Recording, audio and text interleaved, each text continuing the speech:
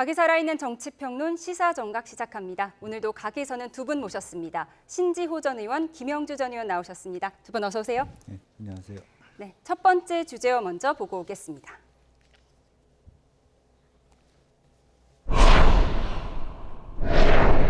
나경원, 원희룡은 만났는데 한동훈은 이렇게 뽑아봤습니다. 네, 한동훈 전 위원장 내일 대구 경북 갈 일이 있어서 홍준표 대구시장에게 만나자고 제안했는데 거절했다고 합니다. 근데 거절한 이유가 만나기 싫어서, 만날 이유가 없어서라고 하는데요. 왜 만날 이유가 없었을까요? 그건 뭐 본인 마음이니까 홍준표 시장의 뭐 마음을 제가 뭐라고 읽어갖고 얘기하기는 좀 그럴 것 같고요. 그건 뭐 본인의 선택 아니겠습니까?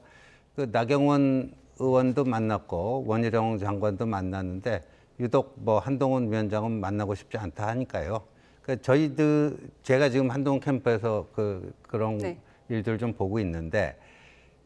뭐 정중하게 요청을 했는데 본인이 거절을 했기 때문에 저희는 뭐 거기에 대해서 뭐라고 얘기하고 싶지는 않고요. 참고로 내일 이제 그 대구 경북을 가는데 그리고 모레 부산에 갑니다. 이철우 경북도지사와 박형준 부산시장은 매우 그 촉박한 일정인데 저희들이 만나나요?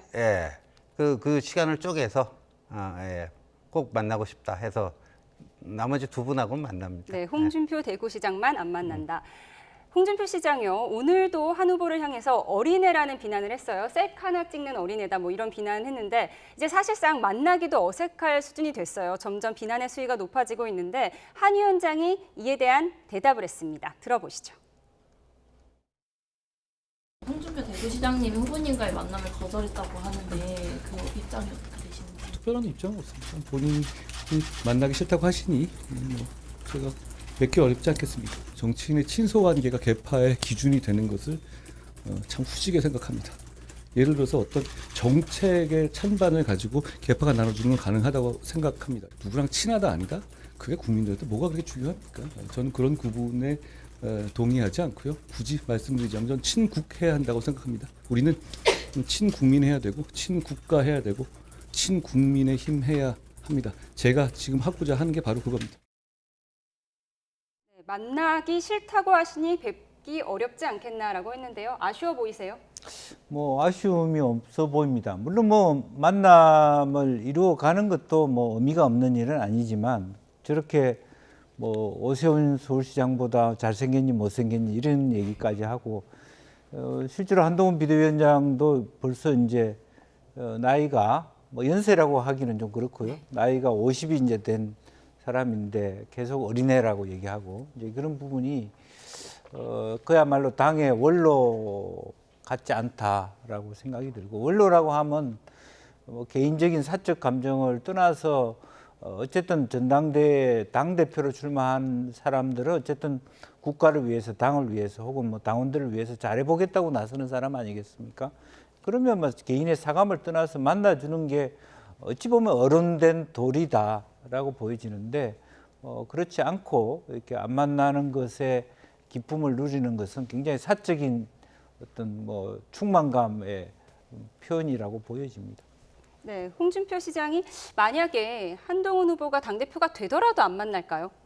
뭐 아마 뭐 얼굴을 붉히고 당 대표가 되더라도 그 뭐 축하한다든가 빈말이라도 뭐 축하한다 앞으로 당을 잘 이끌어주길 바란다 이런 그 형식적인 덕담조차도 현재의 그 심리 상태로 봐서는 안 하지 않을까 이런 생각이 드는데 근데 이제 홍준표 시장이 이게 뭐 처음이 아니잖아요. 지금 뭐 몇 달째 이어지고 있는 거고 그래서 많은 그 저희 국민의힘 당원들과 지지자들이 굉장히 그 뭐라고 할까 홍준표 시장의 어른답지 못한 저런 언행에 대해서 실망을 많이 하고 있습니다. 그러니까 정치인이라고 하는 거는 아니 사업가는 돈을 많이 벌어야지 성공하는 거고 정치인은 자신에 대한 지지를 확대해야지 성공하는 것인데 오히려 지금 뭐 지지 기반 축소 전략을 일관되게 구사하고 있는 게 아닌가. 축소 전략을 구사하는 것 같다. 네. 어쨌든 이 4명의 후보들이 본격적인 새 결집에 나서는 모습인데요. 오늘 각 후보들의 행보는 어떻게 되죠? 뭐 기본적으로 보니까 이제 나경원 후보가 PK 지역과 경남 지역 이렇게 도는 것 같습니다. 경남도지사를 만나고 아마 부산시장도 만나지 않을까 뭐 그렇게 두고 아마 거의 순회하듯이 릴레이 하듯이 그렇게 돌아가면서 지역하고 또 실제로 보면 이제 말하자면 원희룡 후보도 나름대로 이제 뭐 대구시장이라든지 한동훈 당직자들 만나고 계속 이어가면서 또 결과적으로 한동훈 비대위원장은 대구 경북 지역을 가시고 아마 그런 식으로 지역별 순회를 하지 않을까 뭐 그렇게 보여지고요.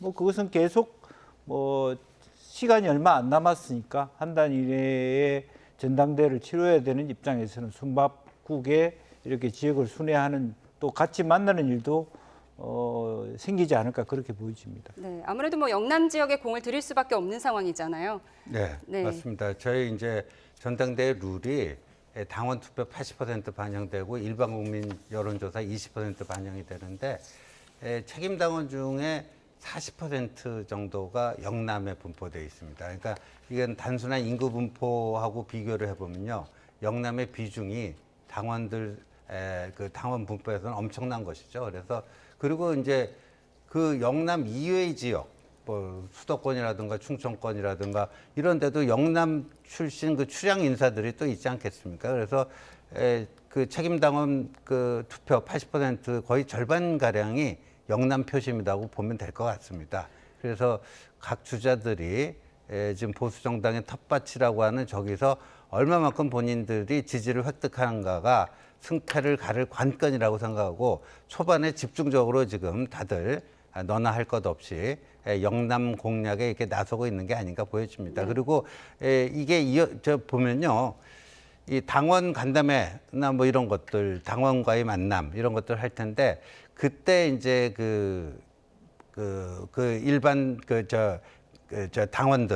당원들의 어떤 반응이라든가 이런 걸 보면은 그래서 누가 영남 당원들에게 좀 더 소구력이 있는가 이런 것도 자연스럽게 이제 나타나지 않을까 싶습니다. 네, 책임 당원의 40%가 몰려 있는 영남 지역에 집중할 수밖에 없는데 앞서 들어보셨지만 한동훈 후보는 정치인 친소 관계로 개파 구도가 형성되는 게 참 후지다 이렇게 얘기를 했어요.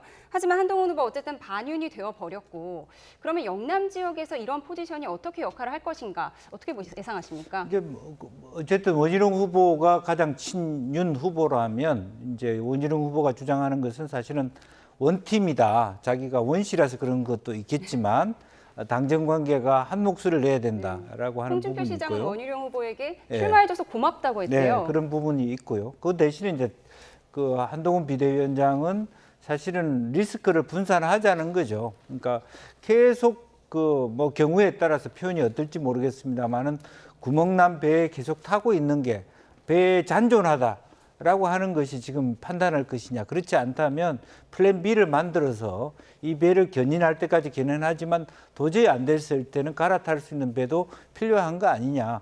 당정 관계를 그렇게 표현하고 있거든요. 이제 그런 부분에 있어서 과연 당원들이 누가 더 합리적인 말하자면 비전이나 대책을 만들어 가는가 이렇게 보고 있기 때문에 막연하게 최상병 특검에 대해서 국민의힘 원안을 가져야 된다는 것이나 혹은 어떤 그 당정 관계에 대해서 대등정 지위를 가져야 되는 것이 꼭 당내에서 불리하게만 느껴지지는 않을 것이다 그렇게 네. 보여집니다. 방금 들어온 소식 처리하고 토론 이어가도록 하겠습니다. 지난 4월에 태어난 출생아 수가 1년 7개월 만에 지난해 같은 달보다 증가했다는 속보가 들어왔습니다. 통계청은 지난 4월 출생아 수가 19,049명으로 1년 전보다 521명, 2.8% 늘었다고 밝혔습니다. 지난 3월까지 18개월 동안 이어지던 1년 전 대비 출생아 수 역대 최소 기록 행진이 멈춘 겁니다. 자세한 소식은 이어지는 뉴스에서 전해드리도록 하겠습니다. 저희 토론 이어가도록 하겠습니다. 영남 지역에서 윤심이 얼마나 작용할 것인가 이 부분이 관심인데요. 어떻게 예상하세요? 윤심이라고 하는 건 대통령의 의중인데 지금 이제 용산 대통령실에서 공식적으로는 전당대회에 일체 개입하지 않는다. 그런데 뭐 이렇게 익명으로 뭐 대통령실 관계자에서 뭐 어떤 그 후보들에 대한 평가 이런 것들은 또 간간히 또 흘러나옵니다. 그리고 더군다나 이제 그 원희룡 후보의 경우에는 출마 결심을 밝히기 하루 전에 또 대통령을 만나고 뭐 저녁 식사까지 같이 한 걸로 알려져 있는데 그런 것들이 본인 출마에 상당한 영향을 미친 거 아니냐. 또 당내에서는 다들 그렇게 좀 파악을 하고 있습니다. 그렇다면 윤심이 뭐 가장 있는 후보가 원희룡 후보인가? 뭐 또 이렇게 되는데 그런데 작년 이제 3.8 전당대회 때 김기현 후보가 대표로 선출될 때와 지금의 당내 상황 분위기는 사뭇 다르다. 그때는 이른바 윤심 마케팅이 상당한 강력한 영향력을 발휘했던 반면에 지금은 그 윤심이 본인들에게 있다라는 게 플러스 측면도 있을 수 있지만 마이너스 측면도 있을 수 있어서 도대체 어느 쪽 측면이 더 클 것인가 쉽게 가늠하기 힘든 그런 상황이다. 이렇게 말씀드릴 수 있을 것 같습니다. 윤심이 플러스가 될 것이냐 마이너스가 될 것이냐 이 부분이 관심인데 지금 각 후보를 지원하고 있는 러닝메이트를 보면 또 어떤 전략을 짜고 있는지도 좀 엿볼 수가 있잖아요. 그렇습니다. 이제 실제적으로 보면 뭐 외형적으로 보면 한동훈 후보 캠프는 좀 수도권 의원들이 많고 영남권 의원들이 없어 보이긴 합니다. 이제 그런 지적도 없지 않아 있습니다만은 그럼에도 불구하고 수적 지원 자체는 수도권 중심으로 한동훈 캠프가 제일 많이 있는 것 같고요. 또 실제적으로 보면 뭐 원희룡 후보는 인요한 의원이라든지 구자근 의원이라든지 이런 분들이 있습니다만은 친윤에 가까운 의원입니다만은 과연 제대로 된 러닝메이트로서의 어떤 역할을 해낼 수 있을지. 나경원 의원은 조경태, 이주영 이 두 분인데 두 분 다 지금 6선이셔서 국회 부의장에 도전하는 경쟁자 구조이고 또 조경태 의원은 사실은 최장병 특검에 동의를 하겠다 이렇게 얘기를 하고 있어가지고 그것이 과연 오롯이 나경원 후보에게 도움이 될 수 있을지 이제 그런 부분도 좀 판단해야 될 지점이고 윤상현 의원은 뭐 안철수, 김승수 전 의원 이렇게 하고 있습니다만은 전체적으로 보면 어떤 그 한 3분의 1 이상의 포션이 한동훈 전 비대위원장한테 가 있는 거 아니냐. 그러니까 실제로 원외 지역이 더 많은 수를 차지하는 게 국민의힘의 양상이고 그러다 보니까 보이지 않는 힘들이 상당히 뭐 영남권에 있어서조차도 예를 들어서 뭐 주진호 의원은 부산 해운대 아닙니까? PK에서도 실제로 골고루 전국적으로 한동훈 후보 캠프에 속속 들어갈 수 있지 않을까 그렇게 보여집니다. 앞서 저희가 보여드린 그래픽엔 나오지 않았는데 뭐 가장 잘 아실 것 같아요. 주진우 의원이 한동훈 캠프를 돕고 있다 이런 보도가 오늘 나왔는데요. 대표적인 친윤 인사잖아요. 어떻게 해석해야 그렇죠. 되나요? 그 대선 후보 시절부터 아주 그 가장 지근거리에서 지금의 윤 대통령을 보좌를 했던 그런 인물이고, 근데 또 한동훈 위원장하고도 굉장히 사이가 좋습니다. 네. 그러니까 본인은 이제 윤 대통령도 돕고 한동훈 위원장도 돕고 하는 게 별로 모순이라고 느끼지를 않아요. 뭐 저도 마찬가지 입장입니다. 저도 마찬가지 입장인데 그렇게 대통령도 돕고 한동훈 위원장도 돕고 하는 것에 또 모순을 느끼는 사람들도 있는 것 같아요. 둘 중에 하나를 선택해야지. 지금 일반적으로 그렇죠. 네, 왜 둘 다 돕는 거는 그건 좀 이상한 거 아니냐. 근데 저는 그거야말로 좀 잘못된 생각이고. 잘못된 생각이다. 당내 화합, 더 이렇게 소수 여당 아닙니까? 그러니까 서로도 시너지를 내고 화합과 단결을 해야 되는 마장에 자꾸만 이렇게 갈라치게 하려고 하는 것은 오히려 저 192석 절대 그 다수 의석을 가진 야당하고 봤을 때는 참으로 하지하책이다. 그런 식으로 대응하면 안 된다 이런 생각이 듭니다만 주진우 의원은 이제 대표적으로 그런 인물이라고 볼 수가 있습니다. 네. 참고로요. 보도 직후 주진우 의원실에서는 캠프 작성 명단에 이름이 있는지 몰라도 보좌진을 캠프에 파견한 사실은 없다라고 밝혔다고 합니다. 그게 맞습니다. 예, 맞는 내용입니다. 오늘 뭐 이제 뭐 신문에 네. 그 아까 그 명단이 나오면서 그 의원실의 보좌진들을 한동훈 캠프에 뭐 파견을 했다. 이런 게 뭐 좀 문제가 있는 것 아니냐라는 뉘앙스로 보도를 했는데 그거는 이제 주진우 의원실이 그 문제에 대해서 주진우 의원실이 이렇게 해명을 한 것 같습니다. 네. 그리고 또 배현진 의원의 이름도 눈에 띄어요. 배 의원은 홍준표 시장과도 가깝고 또 친윤 인사로 최근에는 분류가 되기도 하는데요. 이 부분은 어떻게 해석해야 할까요? 글쎄요, 뭐 수도권의 의원들이 여러 가지 어떤 뭐 한동훈 비대위원장이 꼭 반윤이냐라고 하는 측면에서 오히려 배현진 의원이나 또 박정훈 의원이나 그러니까 변진 의원하고 또 가까운 송파 지역의 의원들이 같이 한동훈 캠프에 참여하는 것을 보고 어떻게 보면 이것이 자연스러운 현상이 될 수 있지 않겠냐. 이게 뭐 너무 지나치게 당내 선거를 친윤, 비윤, 반윤 뭐 이렇게 갈라치게 하는 것도 절윤이라는 말까지 나오고 있잖아요. 적절하지 않다라고 보이지고 어떤 개인의 후보들 간의 비전이라든지 어떤 당을 어떻게 재건할 것인가에 대한 그런 것을 보고 선택할 수 있는 것이 아닌가라고 생각하고 단 이제 변진 의원이 한동훈 캠프에 갔다라고 하는 것은 상당히 많은 그 원내 원외의 어떤 의원들이 한동훈 캠프 갈 수 있는 길을 열었다. 그렇게도 볼 수 있는 거 아닌가 그렇게 보여집니다. 네, 한동훈 캠프에 대해서 좀 자세히 살펴봤고요. 반면에 윤 대통령의 복심으로 알려진 이용전 의원은 최근 원희룡 캠프에 드나든다는 보도가 나오고 있습니다. 앞으로 이런 친윤계의 조직력이 작동을 할까요? 근데 아까도 말씀드렸지만 이제 작년 3.8 전당대회 때하고는 많은 차이가 확연한 차이가 네. 있을 거라고 생각을 하고요. 그때 이른바 뭐 김장연대라는 게 굉장히 위력을 떨치지 않았습니까? 그러니까 나경원 의원 출마를 못하게 가라앉혔고요. 그다음에 안철수 의원이 초기 여론조사에서는 김기현 후보를 앞섰는데 결국 그 김장연대의 조직력으로 그걸 추월을 하고 결국 승리를 거머쥐었죠. 근데 지금은 그런 것들이 과연 통할 수 있겠는가? 좀 한계가 있는 거 아닌가? 더군다나 너무 그 대통령의 측근 중에서도 측근이라고 알려진 이른바 찐윤 이런 분들이 원희룡 의원을 지금 돕고 있어요.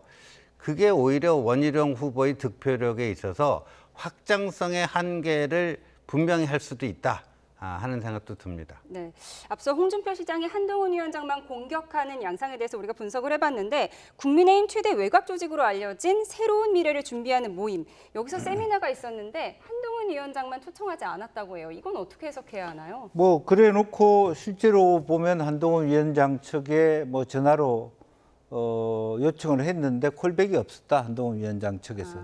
그래서 사실관계가 요청은 했는데 콜백이 조금 없었다. 네. 좀 따져봐야 될 지점 서로 입장이 다르기 때문에 한동훈 캠프는 뭐 그런 걸 받은 적이 없었다 이렇기 때문에 진실 규명 과정으로 보고 다만 이제 실제로 보면 이런 그 언론 보도에 대해서 새 미준이 뭐 반응하는 대응을 보니까 그전하고 어떤 당내에서 힘이라든지 이런 것들이 조금 줄어들고 있는 거 아닌가. 굳이 한동훈 그 비대위원장만 초청하지 않았다라는 보도에 대해서 사실은 초청했다라고 저는 얘기를 할 필요도 없었지 않았나 그렇게 보여집니다. 네. 그런가 하면 4명의 후보 중 한 명인 윤상현 의원이요. 한동훈 후보가 대표가 될 경우에 윤 대통령의 탈당을 배제할 수 없다는 말을 했는데요. 오늘 아침 인터뷰 내용 듣고 오겠습니다. 사실 두 분과의 신뢰가 바닥이기 때문입니다. 신뢰가 전혀 없습니다. 이걸 잘 못 느끼실 거예요. 저는 이것을 몇 가지 사례 말씀을 드릴게요. 당 공천할 때 의도적으로 오히려 대통령 주변 사람들을 배제했어요. 그리고 총선 패배한 이후에 식사 초대를 거부를 했어요. 그렇죠? 오히려 갈등 가능성이 아주 높죠. 그래서 전륜이라는 메시지를 보내고 지금까지 한동훈 위원장의 행보를 보고 뭐냐? 이게요 당정관계 파탄의 전주곡입니다. 전주곡이다. 당정관계 파탄의 전주곡이라고 했는데요. 정말 한동훈 위원장의 당대표가 되면 대통령 탈당까지 이어질 수 있는 건가요? 한번 지금 생각을 해보자고요. 한동훈표 최상병 특검법 대안을 내놨어요. 민주당 그거를 따라가자는 게 아니라 한동훈표 대안을 내놨습니다. 그런데 이제까지는 뭐냐면 민주당 표 특검법만 있고 거기에 대한 대안이 없었어요. 그냥 민주당 특검 반대만 있었어요. 그러다 보니까 저희 당 내에서 안철수 의원, 김재섭 의원 이런 분들은 아주 공개적으로 커밍아웃 하지 않았습니까? 난 이제 찬성하겠다. 민주당 표 특검법안에 찬성하겠다. 이랬는데 지금 한동훈 표 특검법안이 나오니까 두 분의 입장이 바뀌었습니다. 그게 합리적이다. 네. 진짜 우리 당이 그렇게 했었어야 된다. 그러면 어떻게 될까요? 만약에 이게 이제 본회의에서 민주당이 6월 임시국회 내 통과시키면은 대통령이 또 거부권 행사해가지고 재의결이 될 거 아닙니까? 재의결을 민주당이 시도할 텐데 지금 108석 아니에요. 8표 이상이 저쪽에 가담하게 되면은 무너지게 되는 거죠. 그런데 공개적으로 민주당 특검법안에 찬성하겠다고 한 두 의원이, 안철수, 김재섭 두 의원이 한동훈의 솔루션이 맞다. 그러면 그분들이 재의결할 때도 민주당 거기에 찬성을 안 한단 말이에요. 그러면 이게 어떤 것이 더 대통령을 효율적으로, 효과적으로, 실효적으로 방어하는 것인가? 나경원, 윤상현, 원희룡처럼 아무런 대안 제시 없는, 대안 없는 반대와 대안 있는 반대의 차이예요. 네, 그러니까 대안 어떤 있는 게, 반대. 그렇죠. 그게 어떤 게 더 대통령에 대한 그 공세 이런 것들을 좀 무디게 만들 것인가? 조금만 생각해 보면 알거든요. 네, 말씀하신 한동훈의 솔루션에 대해서 오늘 아침에 민주당 우상원 전 의원이 인터뷰를 했어요. 최근 한동훈 후보의 행보에 대해서 이렇게 평가했는데요. 들어보고 오겠습니다. 근데 한동훈 위원장이 최근에 던진 그 카드가 심상치가 않아요. 저는 이제 제가 볼 때는 이건 대통령 출마 선언이다.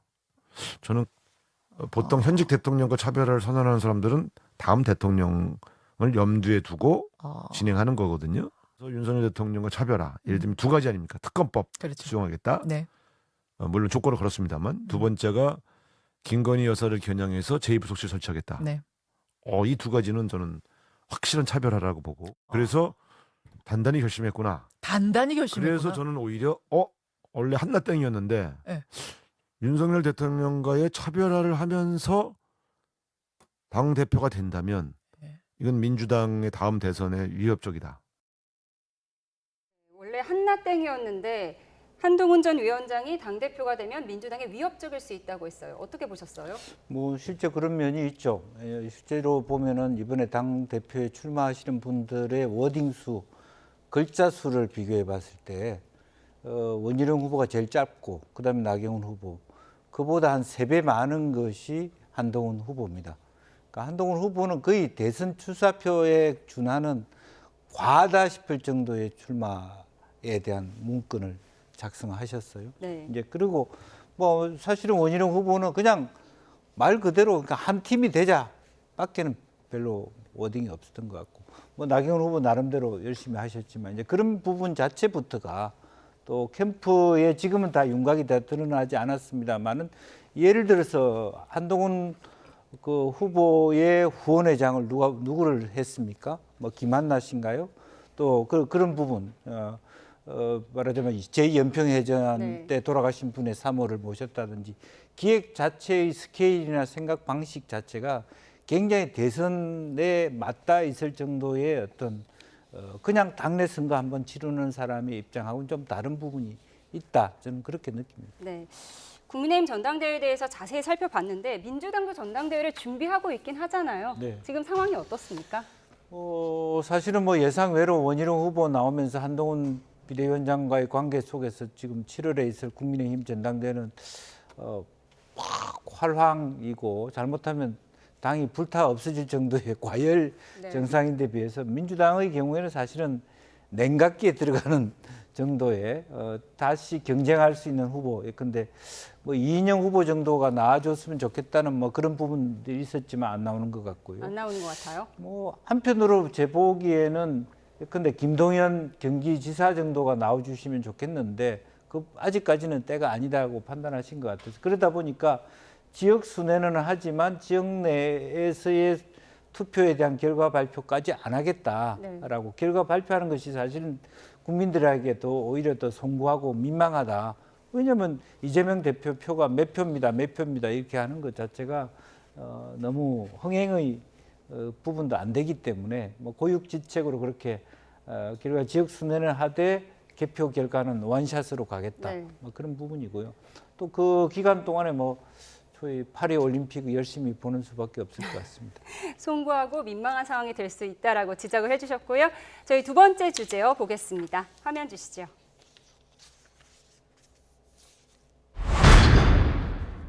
이번엔 핵무장 논쟁.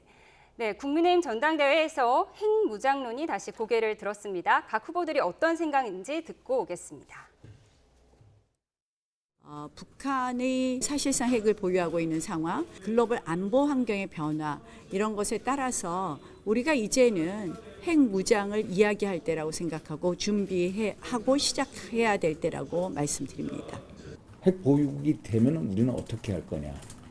그 정도 될 상황에는 우리도 제한적 핵무장을 할 수밖에 없다는 거예요. 물론 미국이 동의를 해야 되겠죠. 바로 핵무장을 가게 되면 저희는 국제사회에서 큰 제재를 받고 국민들이 큰 경제적인 타격을 입을 겁니다. 언제든 핵무장을 할 수 있는 잠재 역량을 확보하는 단계까지는 지금 나아가야 한다. 일본처럼 그런 말씀을 드립니다. 나경원 후보가 갑자기 핵무장론을 왜 꺼내 들었을까요? 뭔가 이슈 선점하고 본인의 주목도를 좀 높이고, 주목도는 높인 것 같아요. 네, 그리고 이제 이른바 보수층에게 좀 어필할 수 있는 굉장히 괜찮은 이슈다 이렇게 생각을 한 것 같습니다. 그런데 저걸 당장 핵무장, 독자적 핵무장 하면은 현실적으로 어떻게 해야 되냐면요, 비확산 그 금지 조약 (NPT라고) 하죠. 그걸 탈퇴해야 됩니다. 우리가 회원국인데 탈퇴해야 됩니다. 북한도 이제 핵 보유국이 되는 과정에 최초로 나온 행동이 1993년이었는데 NPT 탈퇴로부터 시작을 했습니다. 근데 NPT 탈퇴를 하게 되면 어떻게 되느냐? 지금 북한 경제가 엄청난 국제 제재를 받고 있잖아요. 근데 지금 이 세계는요, 이제 초연결 사회가 되어 있습니다.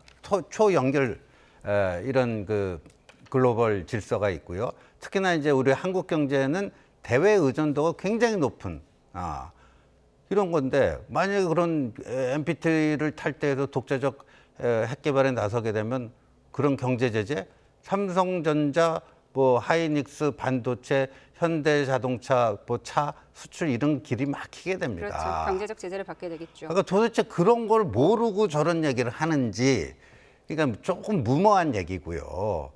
정말 핵 무장론자에게는 속 시원하게 속이 뻥 뚫리는 얘기일지 모르겠지만 전혀 현실적이지 않은 얘기고, 그래서 한동훈 후보가 제시하는 게 일본이 이렇습니다. 일본도 비핵 국가인데요. 그 농축 재처리, 우리 플루토늄 있잖아요. 플루토늄으로 원전하고 나면은 그 사용 후 재처리 있잖아요. 그거를 일본은 할 수 있게 돼 있는데 우리는 못 하게 돼 있어요. 근데 일본은요, 그래도 제가 일본에 있을 때 그 국제정치 연구하면서 직접 제가 관계자한테 확인한 게, 그 일본은 마음 먹고 딱 시작하면 얼마나 걸리냐, 한 두세 달이면 핵무기 만든다는 거예요. 네, 잠재력이 있다는 말씀이시죠? 그렇죠. 이제 그 핵 물질을 보유하게 되는 거죠. 사용 후 재처리된 그 플루토늄, 이런 핵 물질을 보유하고 있기 때문에 딱 시작하면은 두 달 정도면 된다는 거예요. 그러니까 우리도 그렇게 하자. 그러기 위해서는 뭘 해야 되는가? 한미 원자력 협정을 개정해야 되는데, 그 미국하고만 동의하되면 국제사회 제재나 이런 거 없이 얼마든지 할 수 있는 거예요.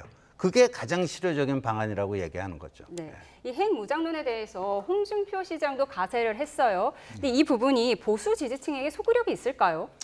이제 왜 이제 이 부분이 나오냐 하면, 이제 한동훈 비대위원장에 대하여 일부가 주변에 있는 사람들이 좌파다, 이런 이제 이데올로기 논쟁이 나다 보니까 너나 할 것 없이 한동훈 비대위원장도 그래서 연편회전에 말하자면 그 남편의 이런 분을 후원회장으로 모신다든지, 나경원 의원처럼 핵무장론을 들고 나온다든지, 이렇게 해서 이제 보수에 내가 가장 가깝다라고 하는 어떤 경쟁으로 간다라고 보여지고, 다만 실질적으로 우리에게 나타나고 있는 그런 어떤 그 리스크가 있습니다. 예컨대 이제 트럼프 대통령이 이번 연말에 있을 미국 대선에서 되었을 때 한국에 지나치게 많은 어떤 미군 주둔 비용이라든지 그런 부분이 있을 수 있기 때문에 주한미군을 철수했을 때 어떻게 할 것이냐 하는 여러 가지 변화의 가능성이 있기 때문에 이런 논의를 전당대회에서 하는 것은 나쁘지 않다, 그렇게 보는 것 같습니다. 네, 마지막 주제어 보겠습니다. 화면 주시죠.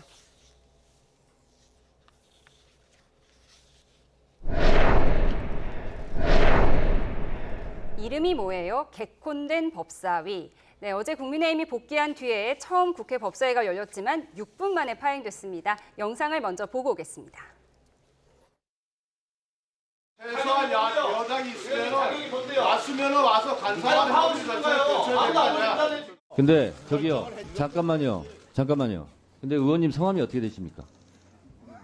의원님 성함이 누구세요? 위원장님 성함은 누구십니까? 저는 정청래 위원장입니다. 전 유상범 의원입니다. 유상범 의원 들어가 주세요. 어디로 들어가요? 본인 자리로 들어가세요.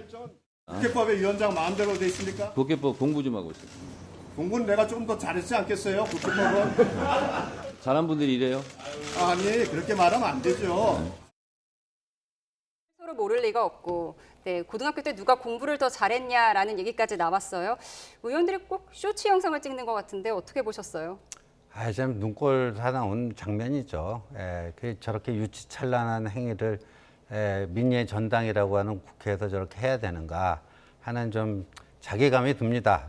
정치권에 있는 한 사람으로서 자괴감이 들고, 그 많은 국민들이 저거 보고 그냥 그 개코는 웃기라도 하죠. 뭔가 스트레스가 쌓여있는데 네. 웃음으로써 스트레스를 해소할 수 있는 그런 뭐 청량제 역할을 하는 건데 저거 보면 웃음이 나옵니까? 더 짜증만 짜증 지수만 높아지고 그럴 것 같습니다. 네, 천하람 개혁신당 의원은 야당들만 참여해서 상임위를 해보니까 너무 평화롭고 쾌적했다. 그런데 민주주의가 너무 쾌적하기만 하면 안 되지 않냐, 뭐 이런 분석도 했어요.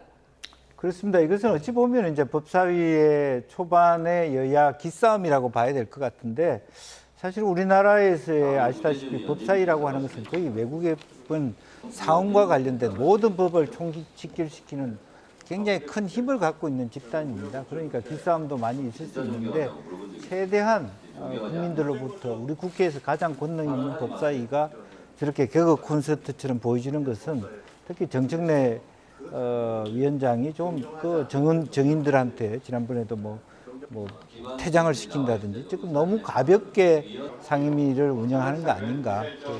그래서 여당이 들어오면 여당의 간사를 임명해서 절차를 갖고 서로 간에 어떤 정상적인 어떤 상임위가 될 수 있도록 노력해야 될 것 같습니다. 이제 7개 상임위를 받기로 했잖아요, 국민의힘이. 근데 어제 처음 이렇게 완전체가 된 법사위도 개콘으로 끝났는데 7개 상임위원장을 이제 받고 나면 국회가 좀 나아질까요? 글쎄요, 그거는 이제 이 22대 국회의원들이 어떻게 하기 나름인데, 근데 뭐 뚜껑도 열어보지 않은 상태에서 뭐 비관적인 전망하기는 그렇지만 22대 국회가 역대 최악의 국회라고 평가를 받았던 21대 국회보다도 더 못할 것이다. 이거는 어느 진영이 속해 있던 많은 사람들이 또 그런 얘기를 합니다. 왜냐하면 이제 의회주의라는 게 타협, 뭐 협상을 통한 타협, 뭐 이런 것들이 굉장히 그 핵심적인 그 기능이 돼야 되는데 거의 그런 것들이 실종되고 자기 하고 싶은 말만 하고 뭐 이런 그 평행선이 이어지고 있기 때문에 더군다나 이제 민주당이 저희는 지금 4인 4색으로 뭐 치열한 경쟁을 해서 오히려 과열 우려가 있는 반면에 이제 민주당은 뭐 이재명 대표 출마하는데 대항 그 경쟁 후보 찾기가 어려울 정도로 그 일극화되어 있기 때문에 민주당 의원들 다수 의석을 가진 민주당 의원들의 국회에서의 그 어떤 그 행동, 더군다나 지금 법사위원장인 정청래 의원 역대 법사위원장 중에 마치 싸움꾼처럼 저렇게 하는 분은 없었는데 그래서 더 험악한 모습을 자주 보게 될 것 같다. 이런 더 생각이 험악한 모습을 자주 보게 될 것 같다고 하셨는데 이렇게 민주당 주도로 법안이 계속 통과되는 걸 막을 수는 없을 것 같은데 앞으로 어떻게 예상하세요? 뭐 그렇습니다. 이제 그런 의미에서 뭐 민주당이 저런 스탠스는 거의 지속될 것 같고요. 이제 그런 의미에서 국민의힘도 조금 더 강도 높은 대응 방안 혹은 이제 뭐 최상병 특검만 놓고 보더라도 자기 나름대로의 안을 갖고 승부해야 된다고 봅니다. 그냥 속수무책으로 뭐 반대 몇 마디 하다가 불참하는 이런 패턴이 굳어지면 훨씬 더 아마 그 원내 대표라든지 그 국민의힘 의원들의 자괴감이라든지 이런 것들이 또 당원들로부터의 비판이 굉장히 커질 수밖에 없지 않나 그렇게 보입니다. 마지막 질문 드릴게요. 원구성 협상 이후에 책임을 지고 추경호 원내대표가 어제 사의를 표명한 뒤에 백령도를 갔다 왔어요. 그런데 뭐 재신임 될 것이다 내일 이런 전망도 나오고 있는데 어떻게 예상하세요? 그때 이제 21대 국회 때도 좀 비슷한 그 네. 광경이 연출이 됐었어요. 셀프 유배란 말이 있었잖아요. 네, 셀프 주호영 유배. 전 원내대표. 그때 주호영 그 원내대표는 사찰로 갔었죠. 네. 근데 민주당 원내대표인 김태년 원내대표가 사찰까지 찾아가서 네. 우리 그래도 잘해보자 이랬는데 이번에 그 민주당의 박찬대 원내대표는 뭐 전혀 의사가 없을 것 같아요. 전혀 그런 의사가 없고. 그런데 어차피 대안이 없기 때문에 네. 아마 의원총회에서 돌아오라 추경호 재신임 강하게 할 것 같습니다. 돌아오라 추경호 하면 돌아옵니까? 아마 이제 못 이긴 척하고 돌아오지 않을까 싶습니다. 네, 못 이긴 척하고 돌아올 것이다라고 예측해 주셨습니다. 네, 오늘 전국 소식 여기까지 듣겠습니다. 신지호 전 의원, 김영주 전 의원과 함께했습니다. 두 분 감사합니다.